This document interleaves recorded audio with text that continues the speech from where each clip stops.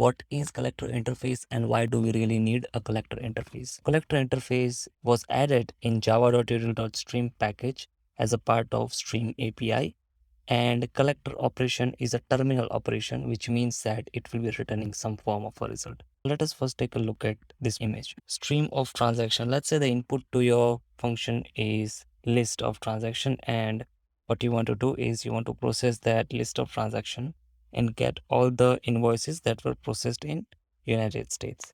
First of all, you will get all the transactions as a stream, transactions.stream, and you get something called as list stream of transaction. In second step, what you will do is you will say dot filter, get me all the transactions that were done in United States. So you will get a couple of them which were done in United States. And then you convert that list of transaction object into invoice. So you use transaction : invoice. So you use method reference to get the invoice from the transaction. And once you have all of them, you convert it into list using a collector. So what is this collector and why do we really use it? Why do we really need it? So let me give you an overview for what the collector is. So collector is a mutable reduction operation. This means that if you want to convert your stream to some form of a result, this result can be a collection. It can be grouping of a data or partitioning data or summarizing the data. So based on any kind of strategy, you can collect your data. So that strategy is provided by collector interface. Collector interface has few methods. So first method is supplier. What does supplier do? Is you get the data into some form of result container. It can be list, it can be some kind of summary statistics, it can be anything. Your responsibility is to provide a mutable result container. So you can provide any form of mutable result container. Don't worry about the code that is written over here. Second thing is accumulator. What accumulator will do is it will accept the result container and it will accept the data. The data will be one single element. And in this step, you have to add this data into this result container. One element will go into the result container. The third step is combiner. Let's say that you are trying to process some data in parallel in streams and you want to collect the data. So what will end up happening sometimes is there are few different threads are running and individually create these containers and start adding the data, whatever data that thread has.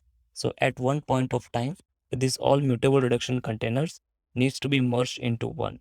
So in this step, you can merge multiple result containers into one. So for example, let's say you have container 1 and you have container 2. What you can do is you can say container 1 dot add container 2, and now the container 1 will have all the data that it already had as well as the data that came from container 2.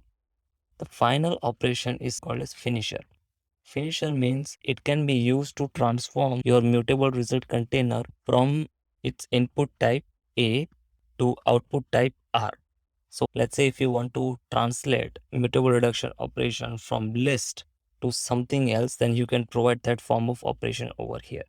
Now let us look at the characteristics. So collectors can have some form of characteristics. So first characteristics is concurrent. It signifies whether the collector is going to be concurrent, which means that should it be used by multiple threads. So the example for this can be a concurrent hash map. It can be used by multiple threads because we know that concurrent hash map can be used in multi-threaded environment because it is thread safe. The second is unordered, which means that the data that came in will not adhere to strict order of the way that it was inserted. So this characteristic can be usually be set for hash-based collection. So for example, hash set. And the last one is identity finish. Identity finish means if you have a input type A and input type R, and if both of them are same, which means you can convert from by just doing a cast, and this cast will be successful.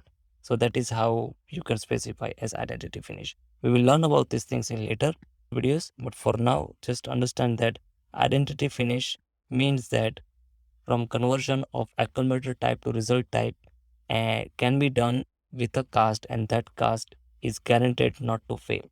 Now let us take a look at this basic example. Okay, let me remove. And this basic example suggests that we have a method called test. And what it does is it creates a list of 10 elements, positive 10 integer numbers from 1 to 10, both of them inclusive, dot stream, and filter out the even elements and collect it into an array list. And you get even numbers. Now let us just run and see what you will get. Run as Java application and you got all the even numbers. Now in this collect method, it accepts collector. So this method accepts a collector. So over here, we just have to provide the implementation of this interface.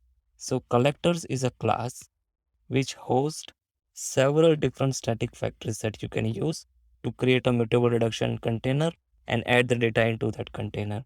So methods like toList, to unmodifiable list, to set, to unmodifiable set. Then there are like grouping by, to map, summarizing, averaging, summing, partitioning by. There are too many methods and we'll cover all of them one by one.